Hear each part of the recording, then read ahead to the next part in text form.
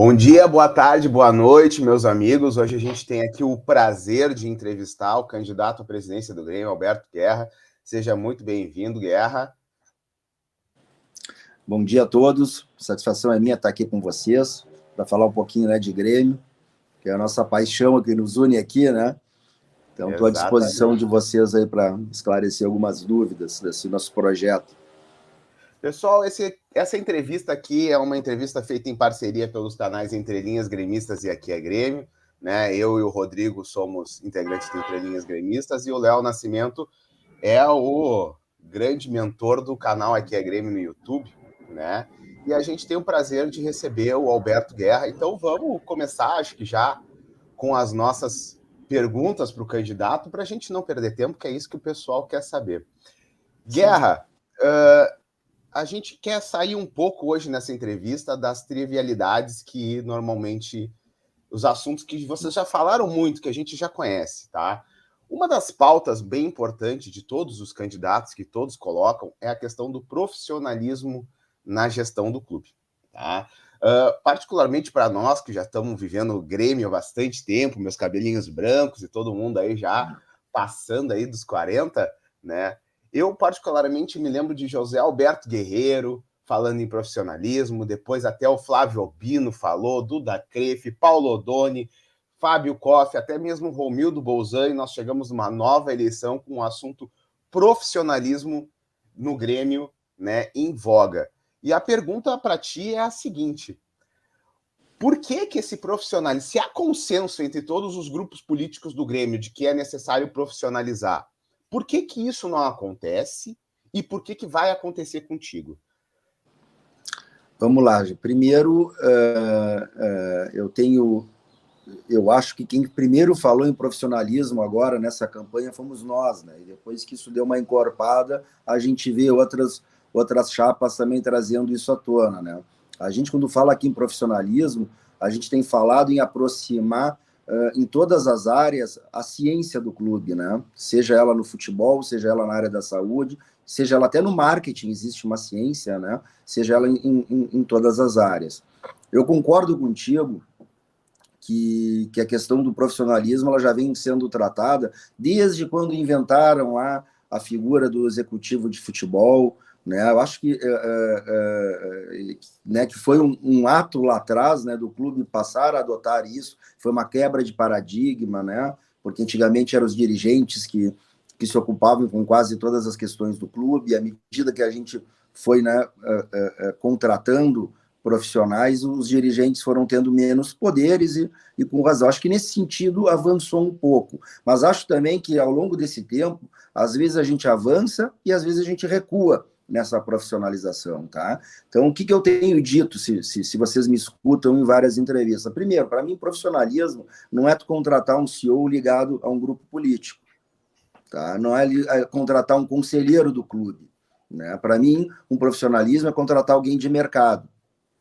E a partir daí, né, poder trazer junto com o CEO, é ele que vai contratar os executivos abaixo dele, o de marketing, o de finanças, enfim, de todas as áreas do clube do quadro social, e poder traçar com ele metas, né, métricas e objetivos para poder chegar no final do ano e dizer assim, olha só, funcionou, não funcionou, vamos, se não...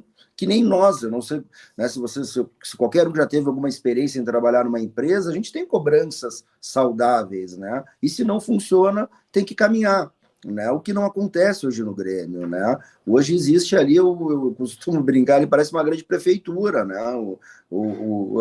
Tem pessoas há muito tempo lá e que tem parentesco, que tem uma relação onde não me parece isso saudável, né? Então, a gente quer estar evoluindo essa questão do profissionalismo. Eu costumo dizer bastante também que profissionalismo não é pagar salário, né? E a gente, talvez, lá atrás, a quebra do paradigma foi começar a pagar salário. Mas aí começamos uns anacronismos, né? São dirigentes que se tornaram funcionários.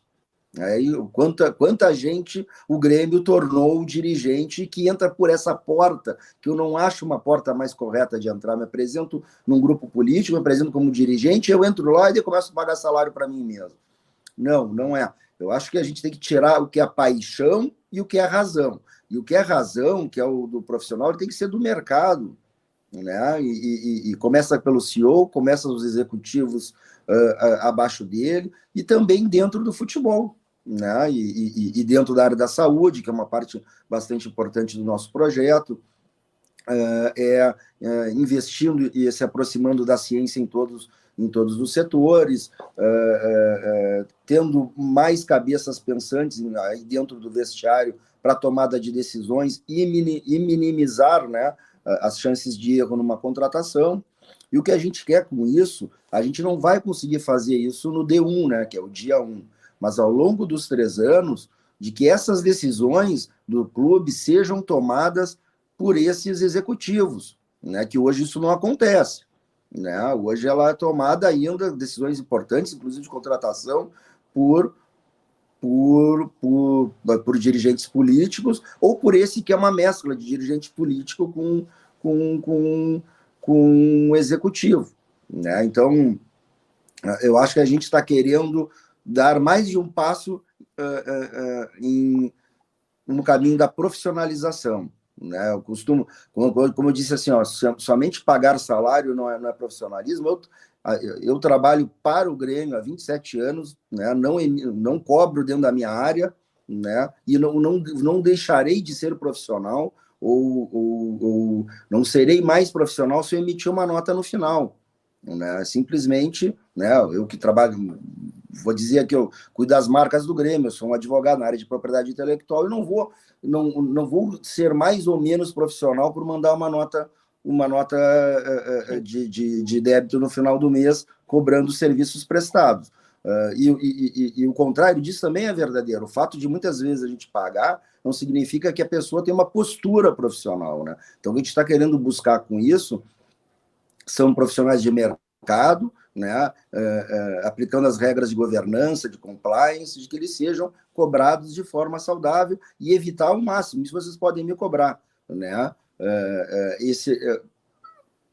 Colaboradores vinculados ao clube, conselheiros ou pessoas que lá estão e depois ficar difícil até para tirar, né?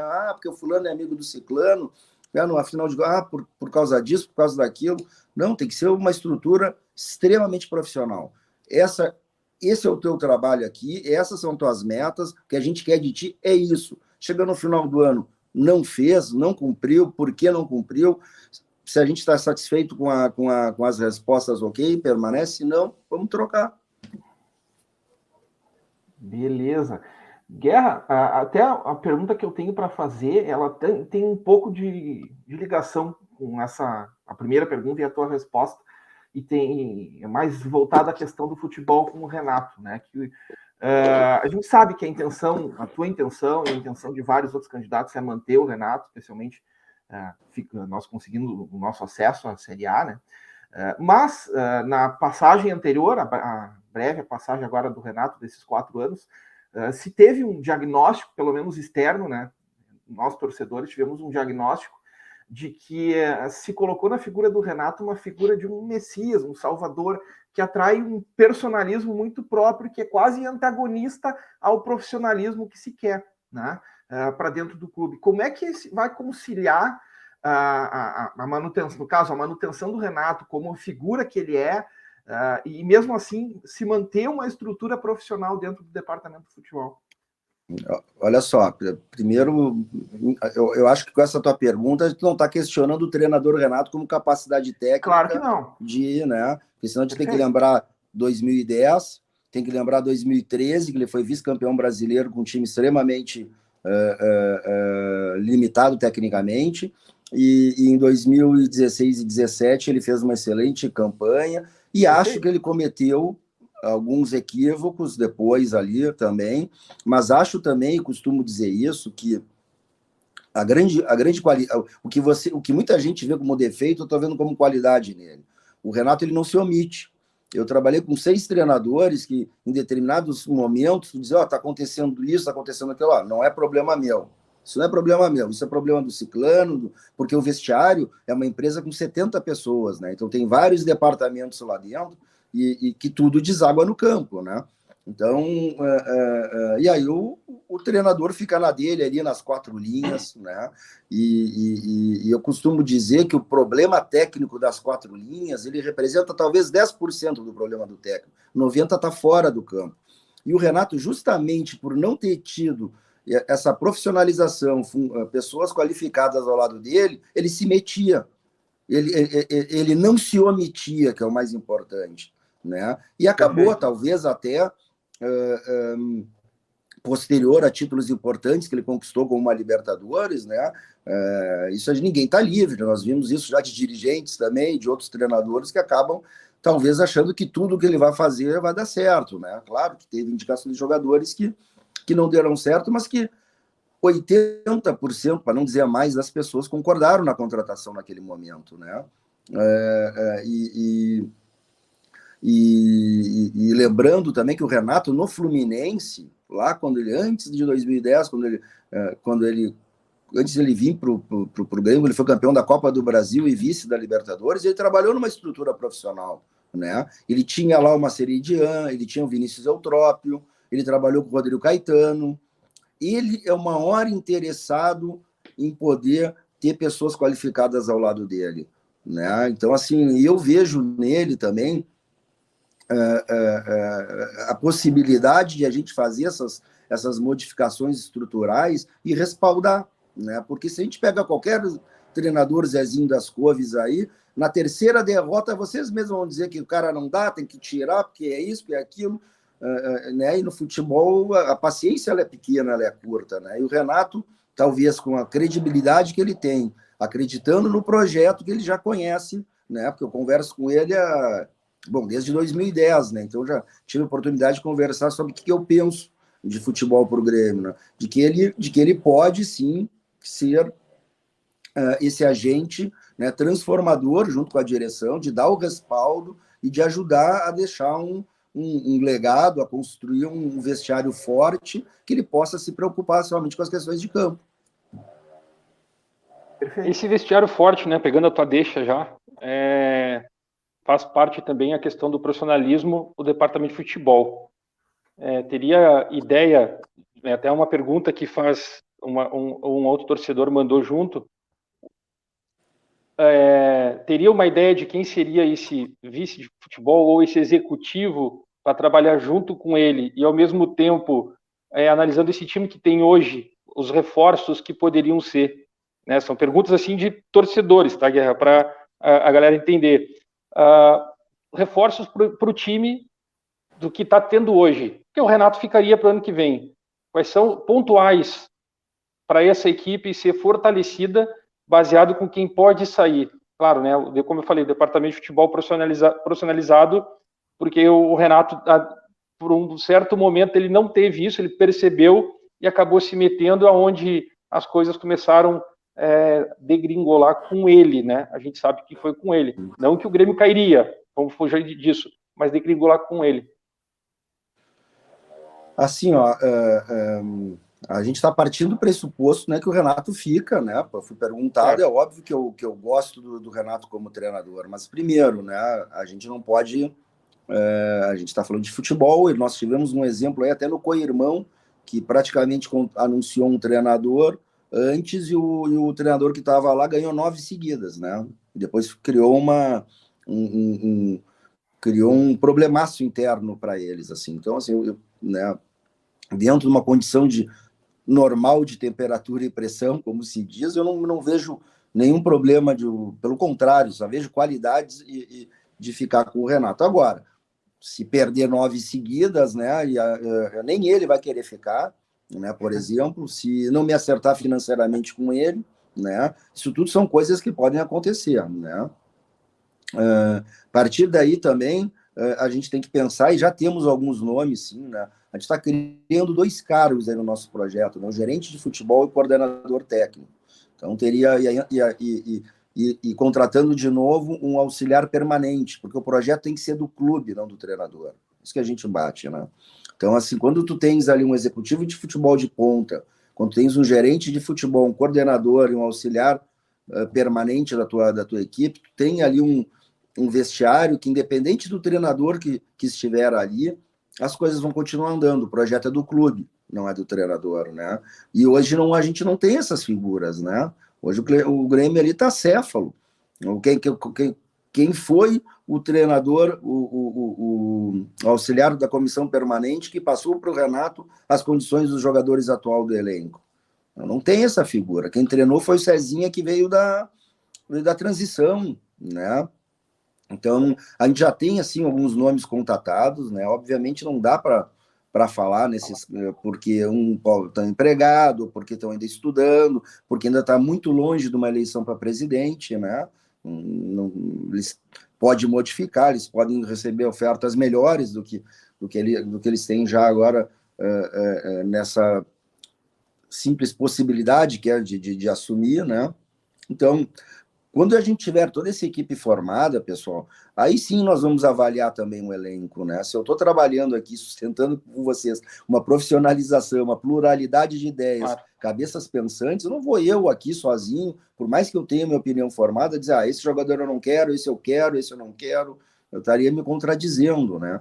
Então, acho que a gente vai ter esse tempo, né? Que vai ser esse período da Copa do Mundo, para montar esse time, para poder avaliar, né, e poder, inclusive, já trabalhar nos reforços do ano que vem. A gente sabe que eu sou da opinião que esse grupo do Grêmio ele pode dar mais, né, apesar das grandes deficiências, né, que acho que é unânime, mas se pode tirar mais. Então tem que esperar essas últimas 8 rodadas aí do campeonato para poder, né, tirar melhores conclusões e começar a trabalhar nos reforços do ano que vem, porque aí né, a turma é outra e a gente não pode ficar brigando embaixo da tabela.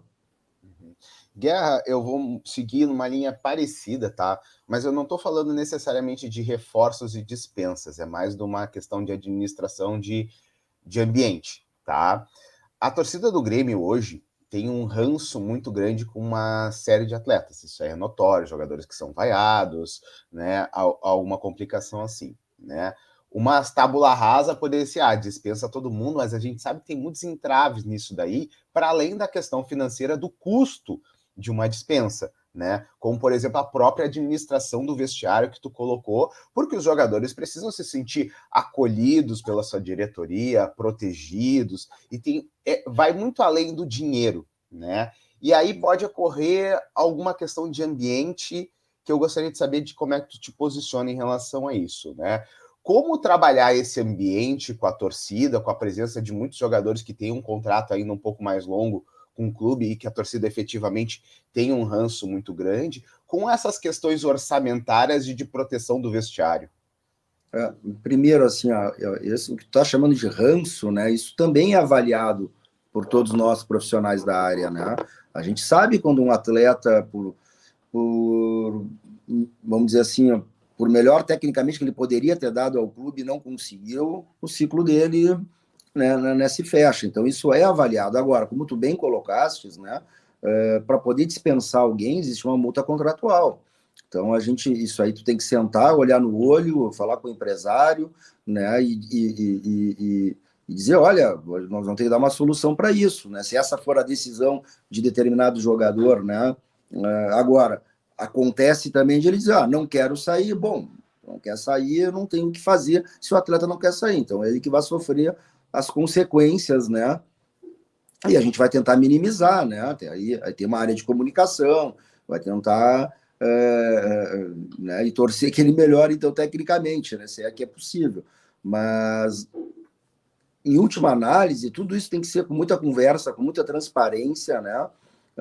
O jogador ele não gosta de ser jogado aos leões, ser o culpado de tudo. Eu respeito todo mundo que veste a camisa do Grêmio, por pior que seja a participação. Ninguém entra querendo propositalmente mal, né? Eles querem ir bem para ali ter projeções e ter seguimento na carreira. Não são os únicos culpados. Eu costumo dizer que se tanto jogador tem passado nos últimos anos e não tem dado certo na empresa, às vezes a culpa não é só do jogador, né? A culpa é da empresa também, né? E a gente viu aí ao longo dos tempos uma cisânia, né, entre quem era a turma do CT e a turma da Arena, né? O que a gente tem que fazer é tentar, olha, é um Grêmio só, gente. Essa alegria que o Renato traz para o vestiário e para o time é o que a gente pretende levar para a arena, né? A gente tem que acordar com tesão todo dia. Pô, que legal, tô trabalhando no Grêmio, né? Vamos todo mundo imbuído de fazer o melhor. O final de todo o trabalho, de todas as áreas, é dentro do campo. Então, eu acredito que nesse ponto da tua pergunta, a gente tem que ter muita transparência, muita conversa, olho no olho, né? Tentar achar uma melhor solução para todo mundo, né? Agora, se o jogador não quer sair, né, e tem esse ranço, vai continuar e vai ter que administrar esse ranço.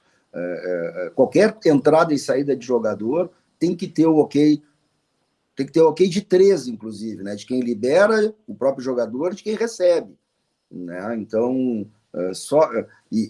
para liberar e para receber tem um acordo financeiro importante aí. Então, acho que é dessa forma a gente consegue solucionar essas questões. Boa. Bom, deixa eu ver aqui. A gente percebe que nas eleições, não só do Conselho, mas a presidencial, normalmente as chapas, os candidatos, apresentam alguma proposta com relação ao DNA do clube, no que diz respeito ao futebol, né? A forma como o time joga, ou como pessoalmente prefere que o time joga, ou mediante um consenso de várias pessoas pensando junto ao futebol. Qual seria esse modelo de jogo ideal para o time do Grêmio? E aí a minha pergunta para ti é essa: se tu tens alguma proposta nesse sentido de debater qual é o estilo de jogo que o Grêmio deva praticar para evitar ficar uma troca na cada saída de treinador, como tu pretende fazer isso e qual, na tua opinião, especialmente, né, como pessoalmente, que deveria ser o estilo de jogo que o Grêmio deveria praticar? Eu concordo que o Grêmio tem um DNA, né, que a gente não pode se afastar dele, né, que esse aguerrimento, né, que a gente valoriza mais o volante às vezes do que o atacante, né, mas eu tenho, né, eu já divaguei, já pensei bastante sobre isso por causa dessas perguntas, e eu cheguei à conclusão que independe da forma que o Grêmio joga, seja esse time de 2016 e 17, né, inclusive ajudei a montar lá em 16, ou seja, da forma de 95 ou 83, para mim tem duas características comuns em todos esses 3 times, tá? Que eles têm que ser, obviamente, jogadores minimamente bons tecnicamente e tem que ter comprometimento, né? Eu já passou por mim muito jogador muito bom tecnicamente sem comprometimento. Já vi atletas com muito comprometimento, mas infelizmente desprovidos de qualidade técnica, né? Então, o que a gente tem que achar, né? E talvez essa seja um legado que eu tenha deixado nas minhas contratações aí como vice-presidente de futebol em 10 e 16, é conseguir achar, na maioria deles, essa característica, né, de acordo com o budget que era dado, né? Se tu pegar lá em 2010 o Paulão, o Wilson, até o Diego Clementino, o Gilson, né? Eram jogadores que até tinham uma certa limitação, o budget era pequeno naquela época, mas deram a resposta que se esperava para aquilo que se investiu, né? Com alto nível de comprometimento, né? Em 16 também, né? Pensar no Wallace Reis, depois acabou não ficando, até porque o próprio Renato não acabou saindo ali no início do Renato. O Kahneman, o Edilson, né, foram 3 que preenchem esses requisitos. Aí tem a cornetinha também, né? O Negueba, que realmente a gente trouxe lá naquela época, mas o que ninguém se lembra é que para vir o Negueba nós mandamos o Edinho, né? O custo exatamente o mesmo, e faria esse negócio até hoje. Faria de novo? Como? Faria de novo esse negócio? Claro, porque o Edinho já estava, né, cansado, já não estava mais, né, era um cara difícil de vestiário, né, e o Negueba nos deu um jogo, né, se você se lembra, o antigo de São Paulo de 2-0, 2 gols dele, né, bom, nos deu 3 pontos graças a ele, ao menos um jogo ele foi, né, acho que então, mas tudo bem, acho que erro faz parte, né, pessoal, ninguém vai acertar todas, né, mas eu acho que dentro desse histórico, ao menos desses dois períodos ali, a gente conseguiu encontrar jogadores que devolveram para o clube, né, igual ou acima daquilo que foi investido, porque essa relação custo-benefício ela é muito importante no futebol, né? Se tu tá pagando lá 1,5 milhão para o jogador, ele tem que decidir, né? É o que se espera dele. Então, assim, o que a gente pagou e o que nos entregaram, eu acho que desses exemplos aí, a grande maioria nos entregou muito mais do que a gente investiu. Então, eu acho que a gente tem que procurar isso neles, é uma característica que eu falo pessoalmente com os jogadores quando estava lá, que eu sou muito chato nisso, de ver o comprometimento, né, deles e para poder cobrar depois, né? Para mim poder dizer assim, eu te liguei antes de tu vir para cá, eu te pedi só 2 coisas, né? Então, eu acho que essas seriam as características que a gente tinha que ir atrás dos jogadores, né? Quando pensa em formar um elenco, seja ele um pouco mais técnico, seja ele um pouco mais aguerrido. Mas se tu pegar até esse histórico, né, eu começo sempre de trás para frente, né? Eu fecho a casinha primeiro e vou subindo, né? Então, assim, eu sou mais dessa turma do aguerrido, do volante brigador e que saiba sair jogando também. Sou fã do Maico, do Dinho, do Goiano, né? Para começar a ir subindo e depois aí a gente achar ali os atacantes para desaguar em gol. O Guerra, tu colocou alguns pontos que faz lembrar uma situação que todo mundo fala no Grêmio a respeito de Série B. E o Grêmio vencedor, os grandes times do Grêmio, não vou falar só em vencedor, mas os grandes times do Grêmio, mesmo aqueles que não venceram, mas que chegaram em finais, que perderam grandes títulos, né, grandes campeonatos, sempre teve alguém da base. E eu sou um cara muito fã da base, por vários motivos. Além de ser torcedor, eu passei na escolinha do Grêmio, tive por 4 meses, pelo menos, né, na minha infância, também joguei futebol, então alguma coisa eu consigo passar e falo sempre isso e a galera não consegue entender. Mas a montagem do time sempre passa por grandes jogadores formados na base, ou jogadores formados na base, não que sejam grandes, mas que eles colaboram em um time que está bem ajeitado. E a gente pode lembrar de 81, pode lembrar de 83, pode lembrar de 89, né? Vem nessa sequência, 90, 94, 95, todos eles teve jogadores das categorias de base, e até por diante até aqui. E aí a gente joga teve aquele episódio de 2021, de troca de técnico, e somente o Filipão utilizou as categorias de base e foi onde o Grêmio fez mais pontos. Começa 2022 o Grêmio na Série B e essa diretoria diz assim, a diretoria, eu digo o departamento de futebol, que na minha visão teve um erro entre presidente e comissão técnica, né? Esse elo, para mim, era o principal erro, porque os dirigentes encerraram um ano dizendo, cara, não sei se tu viu, mas tu vai rir. Se o Ronaldinho não foi titular aqui, por que essa base vai ser?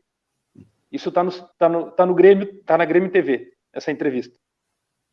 Então, começou ali uma queimação de jogadores das categorias de base. E esse elenco do Grêmio recém tinha sido, pelo menos o aspirante, ou o Sub-23, que o Grêmio jogou com o Sub-21, campeão brasileiro. Os melhores jogadores da competição foram, pelo menos 4, eram do time titular do Grêmio e não foram aproveitados. E aí vem essa questão de financeira, questão de técnica e, claro, que aí vem esse contexto da bagunça que os guris acabaram não conseguindo jogar. Mas por que não insistir neles e a gente acabar contratando, por exemplo, tu manda Elias embora, vou colocar o Elias, que é um extrema, e estava jogando de centroavante, mas para te poder manter um Janderson. Aí tu contrata um Benítez, porque tu achou que ele é craque, e tu tem um craque no time que não consegue botar para jogar porque não deixam jogar. Essa é a questão do ponto que num momento eu perguntei para o dirigente, ele disse assim, sistema presidencialista, tipo, o dirigente jogou para o presidente, e a gente sabe que não é. Qual o teu ponto relacionado às categorias de base tua visão nas categorias de base. Desculpa me Aí, alongar na pergunta, mas eu quis fazer esse contexto, não, porque era lembrando de todos os títulos, né? eu estou totalmente de acordo com a tua tese, até, né, que comentaste aí, tá? Mas vamos assim, por partes. Primeiro, né, eu acho que essa questão de ser comprometido e bom tecnicamente serve, inclusive, para os meninos da base, tá? Pegar aí Kahneman, Jeromel, Maicon, são extremamente identificados, Edilson, né? São identificados com o Grêmio, foram comprometidos, né? Ganharam títulos e não são da base. E a gente teve meninos da base, o Luan, Arthur, Cebolinha, comprometidos e bons tecnicamente também. E tivemos muitos jogadores ali da base, e esse às vezes foi um problema também, viu, pessoal? Queria enfiar jogador da base por enfiar, quando os jogadores não eram comprometidos ou também não tão bons tecnicamente, alguns deles. Mas eu acho que eles são fundamentais na construção de um time competitivo do Grêmio, né? Então, agora,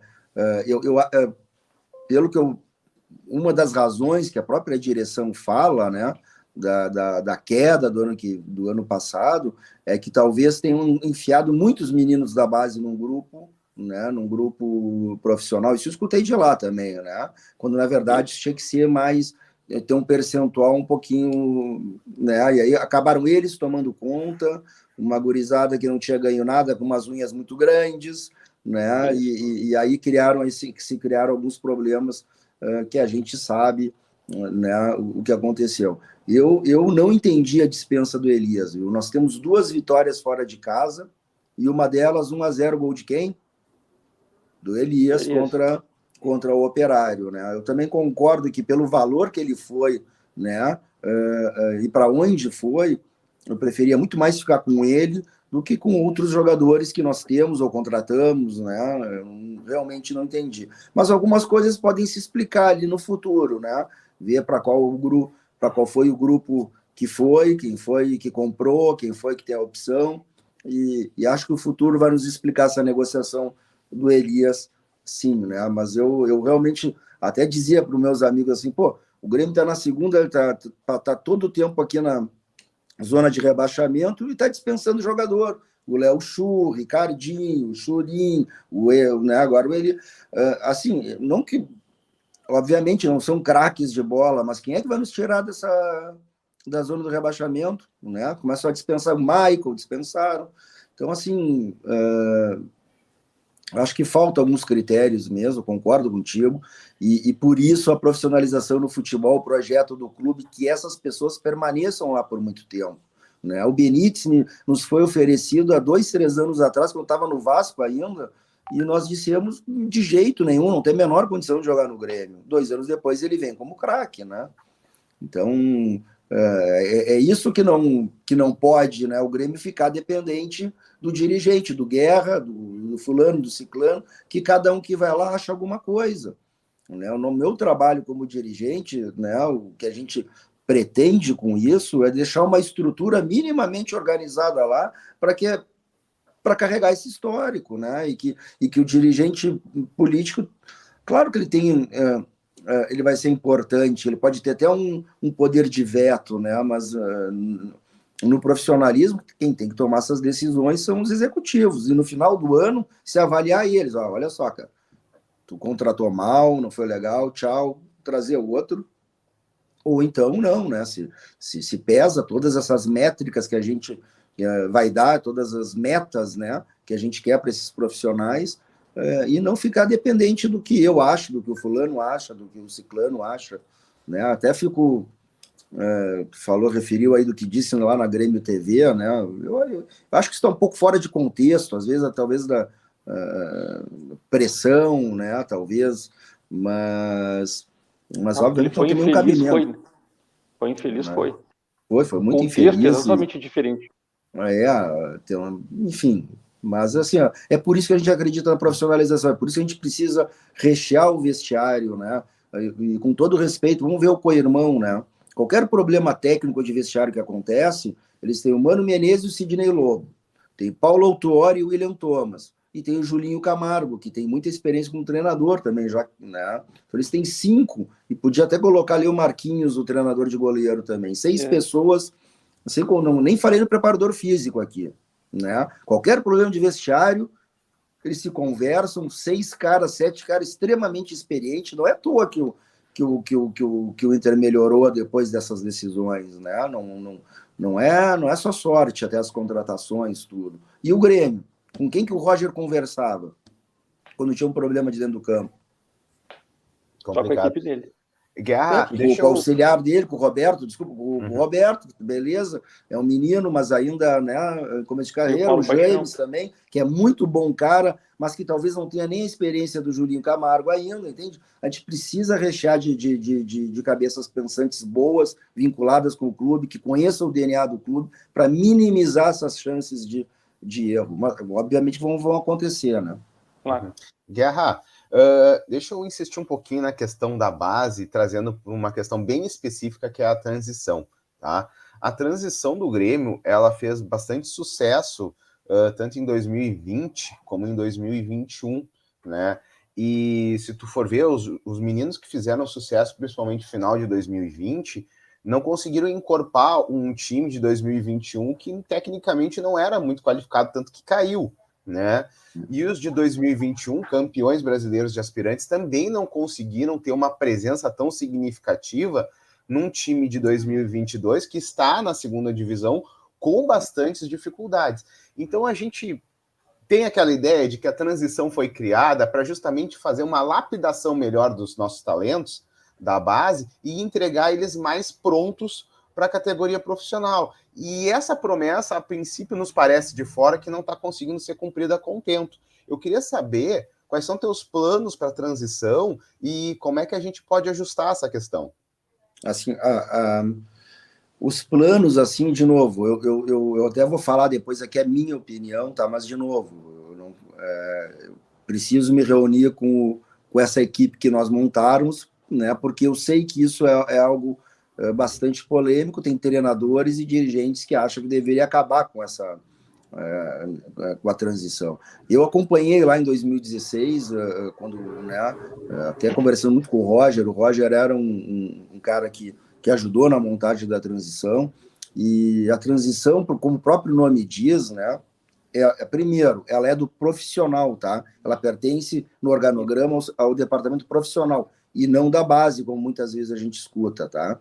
O que seria a transição mesmo? O próprio nome diz, o menino já estourou a idade da base, ou já está pronto, né? Como a gente diz, ele sobra lá, mas ainda não bom o suficiente, seja por maturação, corpo, né? Como foi o caso do Cebolinha. Em 2016 ele era mirradinho, quando eu fui ver depois ele em 2018 ele dava um touro já, né? Então ele precisa ter um período de maturação ali, dessa transição, mas que ele não pode ser superior a um ano e meio, né? Se não deu certo, se ele não, por melhor que ele seja, não conseguiu entrar no time do Grêmio, isso não é só tecnicamente essas respostas, tem que mandar, tem que girar, né? O que não pode, que depois se transformou, gente, foi numa sub-23, onde se colocavam jogadores ali, onde os atletas ficaram lá por 3, 4 anos jogando na transição, né, um custo altíssimo, como se fosse praticamente uma categoria nova. Né? Isso é que não pode. A gente tem que. A transição, no meu entender, ela, como é do profissional, ela tem que estar sendo treinada do lado do campo do time profissional. O treinador ele tem que poder ver e circular, e de vez em quando tu chamar um deles para compor o teu elenco, para viajar junto com o time profissional. Porque até essas coisas pode parecer bobagem, mas o cara pode estar destruindo na transição. Né? Quando tu bota no ônibus e tu bota no avião do profissional, começa as piadinhas de vestiário, os caras mais velhos, eles se acanham. Né? Então, a ideia da transição é justamente tu começar a buscar ali para ser aquele cara que vai viajar, ficar no banco, mas tu sabe que ele não vai entrar, né? Ganhar rodagem, ganhar experiência, ganhar minutagem também aos poucos, e entrando para que ele possa, né, realmente daqui a 2 anos engrenar, né? Que foi o caso ali do do Cebolinha, que foi o caso do Pedro Rocha, do próprio Luan, né? Até eles estourarem, se a gente pegar o primeiro jogo, até uma confirmação de que é um jogador bom, olha, para todos eles ali tem no mínimo 2 anos de trabalho, já no profissional, né? Então eu entendo, eu gosto da transição como ela foi concebida lá no início, né? Do campo, do lado do profissional, com os meninos que estouraram ou estão sobrando na base, não tem mais idade, né? E tem que ficar ali por um curto período de tempo. Não deu, pessoal, aí tem que rodar. O que não pode é a transição custar, não sei, 7, 8 milhões de reais por ano, né? Talvez até mais que isso, né? E que realmente não agrega, não traz jogadores a um custo elevadíssimo. Isso não é cultural? Deixa eu só furar a fila aqui da nossa lista de perguntas. Isso não é cultural? Porque a gente tem sempre como base o Santos, né? O Santos, o cara, 16 anos, colocou um pouquinho de corpo, deu uma habilidade e vai. Já bota no profissional. Já começa a largar para fazer testes com ele, para ele com 18 anos estar maduro. O Grêmio não faz isso. O Grêmio vai, escala mas, talvez assim, isso demore um pouco, né? Pode ser, mas aí a gente falou em DNA, né? Esse é o DNA do Grêmio, né? Pois porque a gente tentou eu com o Lincoln, vejo como cultura. A gente tentou com o Lincoln lá atrás. Veja bem, eu nem estava lá, tá? Mas assim, e qual foi, no meu entender, o problema depois com o Lincoln, que agora está muito bem, né, na Europa. Exato. Quando tu passa para o profissional, tá? Tem 23 anos, como né? ele foi subir. Isso, mas lá ele tinha 16, 17, né? Exatamente. Mas assim, o que aconteceu com ele? Ele foi bem por um período nos jogos, mudou treinador, acabou usando outro, e ele passou muito tempo treinando, só treinando. Né? E quando eventualmente era colocava no jogo, ele estava completamente sem embocadura. Às vezes é difícil para o próprio atleta entender que é melhor ele estar na transição ou na base jogando, tomando porrada, enfrentando o juiz, enfrentando o outro, como a gente diz no termo, né, estando jogado, do que tu ficar treinando, comendo, dormindo, treinando, comendo, dormindo, e aí tu é chamado para um jogo, tu está completamente sem embocadura de jogo. Né? Então, assim, o que aconteceu? O Lincoln não desceu, não tinha nem mais idade para descer, nem cabia mais ir para uma transição sem jogar. Quando era chamado, não conseguia corresponder, porque precisaria de uma sequência grande de jogos para. E acaba sendo dispensado e ir lá num outro clube que que teve tempo de esperar, né, por ele acabou conseguindo desenvolver e achar o espaço dele. Né? Então, tudo isso tem que ser analisado, né? Eu acho que o Grêmio tem tentado com o Pedro Lucas, por exemplo, né? E a gente vê o resultado, né? Talvez e até com outros atletas, como foi ali atrás com o Sarará, o momento não era oportuno também, né? O Grêmio vinha mal, numa pressão, acabou caindo, né? Isso dificulta o lançamento do jogador. Caiu. Voltou. No celular, às vezes tem alguém que me liga aqui. Eu tenho que... Não, tranquilo. Pode ir, Rodrigo. Vamos lá. Deixa eu só um minutinho, Rodrigo. Eu tenho horário, infelizmente. Eu vou deixar a Guerra, te deixar aí com meus companheiros, tá? Agradecer, tá? Infelizmente tem que deixar a entrevista, mas vou lá, vai estar bem acompanhado, tá? Tá tchau. Bom, obrigado. Valeu, abraço. Guerra, eu vou fazer uma pergunta agora que vai fugir de dentro das 4 linhas, né? Vamos assim dizer. Até agora a gente focou bastante mais no futebol. E eu tenho uma pergunta relacionada à parte jurídica e gestão. Eu me sinto até bem à vontade, né? O Lucas acabou de sair agora da live. Eu sou advogado, o Lucas também tem formação jurídica, tu também és advogado, então somos 3 advogados aqui na live. E dentro disso a gente se sente bem à vontade, assim, para perceber e até fazer eventuais críticas a questões que envolvem aspectos jurídicos da vida do Grêmio, né?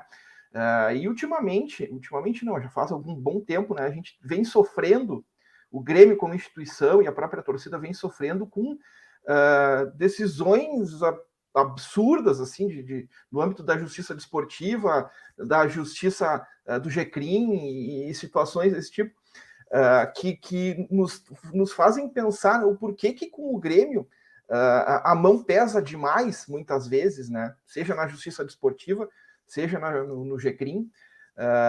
E a minha pergunta para ti está relacionada a isso. que aspectos que tu acha que a gente pode trabalhar para melhorar esse tipo de situação perante o clube sofrer menos punições? Tem alguma coisa que dá para fazer com relação a isso? Olha, pessoal, já que a gente está entre 3 advogados aqui, eu fui do diretor jurídico e vice-jurídico do Grêmio, né? Tinha se eu não me engano, na minha época lá, 70%, né, ou de absolvição ou de só, né, automática, que é obrigatório, né? Então, assim, e como advogado, é muito difícil nós falarmos sem os autos, a gente diz, tá? Então, eu acho que, por um lado, o Grêmio tem sido duramente penalizado, né, em comparação a outros, mas, de novo, a gente não tem os elementos para analisar, né? Acho que o Grêmio perdeu, e sempre foi um grande histórico favorável para nós, uma relação muito, muito boa com os órgãos julgadores, né? Isso não significa nem favorecimento, né? Mas significa também que não nos olhem com uma cara assim, se eu vou condenar esses, né, uma antipatia gratuita com o Grêmio. Eu acho que isso ao longo dos últimos anos nós destruímos. O Grêmio não construiu essas pontes, né, com esses órgãos. Achei muito dura essa pena com o Grêmio né, de 3 mandos agora, né, para o final, pela briga com o Cruzeiro, mas também não posso aqui, né, afirmar se o Grêmio... Eu sei que as pessoas foram identificadas, isso é importante, por isso eu acho que é duro, né, mas também caberia do clube, né, uma penalização, né, até para conseguir talvez melhorar essa decisão, né, dessa penalização de 3 jogos. Então, o que cabe a gente agora, de novo, é construir essas pontes, né? É criar uma boa relação, não jogar para a torcida, como a gente diz, né? Que muitas vezes se fez, pegar microfone e dar bonitos discursos, mas que lá na frente quem paga a conta é o Grêmio com esse tipo de decisão. Deixa eu interromper, Guerra, e aproveitar que tu está mencionando essa questão de construir pontes, e inserir uma outra questão, né, que me ocorreu. Essa gestão atual do Grêmio, né, o Romildo trabalhou muito em cima da tentativa de criação de liga, né, e inclusive na live ontem, após jogo, nós conversamos, eu, o Léo e o Lucas, que eventualmente nós imaginamos que talvez o Grêmio possa ter sofrido algum tipo de represália por conta desse tipo de iniciativa. Aí a minha pergunta para ti, tu acha que, primeiro, qual é o teu posicionamento com relação às ligas, né? Essas ligas que vêm sendo gestadas. E segundo, tu acha que, de fato, o Grêmio possa ter tido algum problema por conta de ter tentado fazer essa criação de ligas lá atrás e agora? A gente escuta isso, né, pessoal, mas é muito difícil de dizer de fora aqui se houve represária ou não em função da liga, né? Isso coloca também um pouco na conta, talvez ali de um outro jogo que pudesse ter sido diferente e nos livrado do rebaixamento ano passado, né? É difícil dizer, né? Porque tudo aqui é achômetro mesmo, a gente não tem elementos concretos para poder dar uma opinião. Agora, o que é concreto, que a gente sabe, né, é que realmente a gente destruiu essas pontes de uma boa relação, que às vezes ela é importante, ao menos para tirar essa antipatia contra o Grêmio, né? E termos, né, julgamentos um pouco mais isentos. Então, esse é um trabalho que a gente vai ter que reconstruir, sem dúvida. E com relação à Liga? Desculpa, com relação à Liga, eu sou favorável, né? Eu vejo, o pouco que eu sei, né, como conselheiro, eu até tive que renunciar agora para poder me candidatar de novo, mas, enfim, o pouco que a gente sabe sobre isso é um caminho de difícil volta e o Grêmio tem que estar dentro, né? Então, provavelmente tem um dinheiro novo aí, dinheiro pesado e bom para os clubes e numa realidade de divisão mais equitativa, né? Então, a mim me parece uma boa solução, sim. Boa. Guerra, aquela pergunta para a gente encerrar, mas não é é aquela cara de pau, mas eu não posso citar a marca, né, porque ainda não nos apoia, mas muitos torcedores fizeram a mesma coisa. Eu não sei se tu consegue dizer isso agora ou tem que esperar as eleições, e aí tu poderia explicar.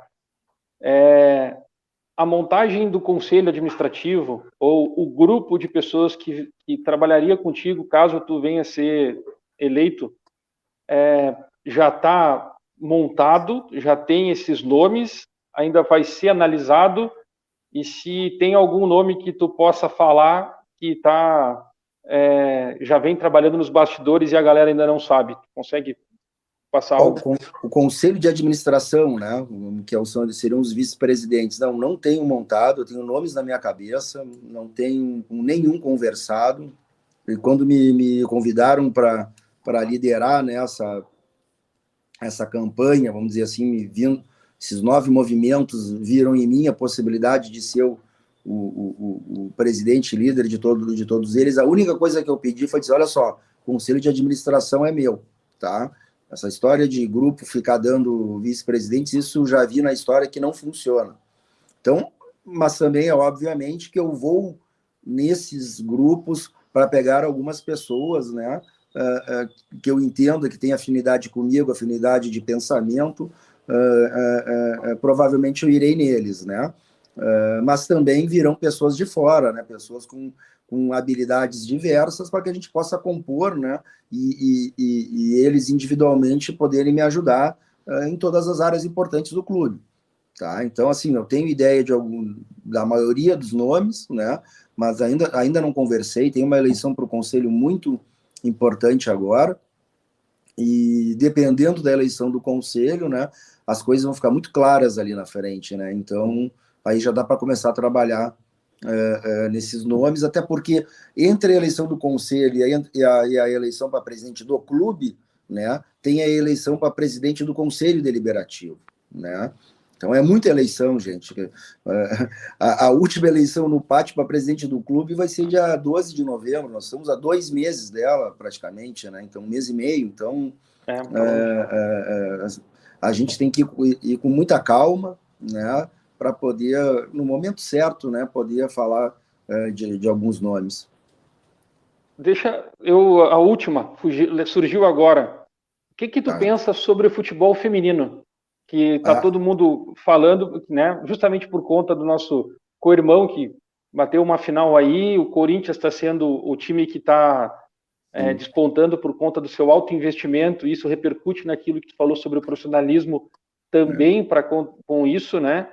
E a gente aqui, eu também como atuo como jornalista, estudante de jornalismo, mas como repórter, a gente já fez algumas pesquisas, algumas buscas e sabe que falta uma ação do nosso marketing em busca de patrocínios, né, investimentos para o clube, né, para divulgar outras marcas.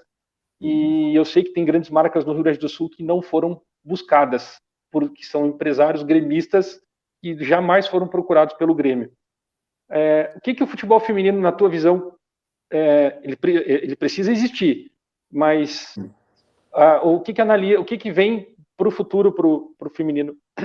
Primeiro, eu começar com marketing. Acho que essa profissionalização, quando a gente passar a mensagem para fora de que o Grêmio está trabalhando dessa forma profissional, de que os seus executivos são executivos de mercado que buscam um resultado lá na frente, eu tenho certeza que o empresariado vai querer procurar o Grêmio investir.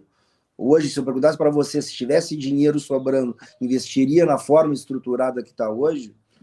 A maioria me responde que não, né? Porque tu não sabe... né? Não tem uma lógica ali, né? Então, não tem uma meta traçada, né? Isso, né?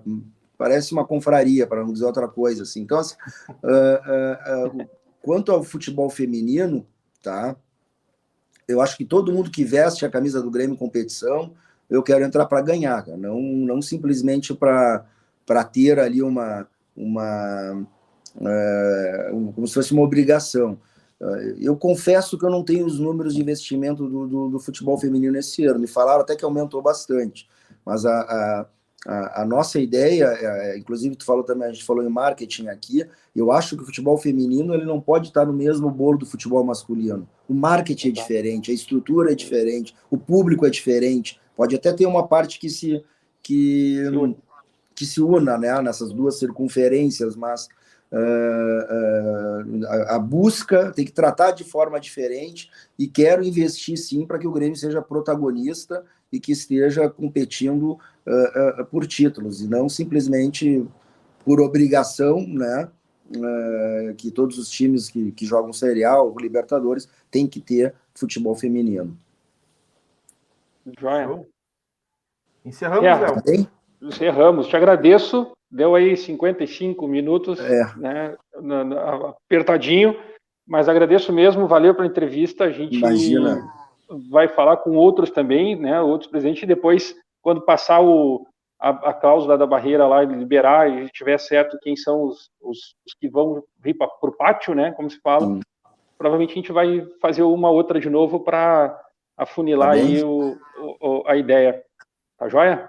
Tá bem. Obrigado, agradeço mesmo de coração. Abraço, bom dia para vocês aí. Abraço, Tchau, tchau. Abraço, tchau, tchau.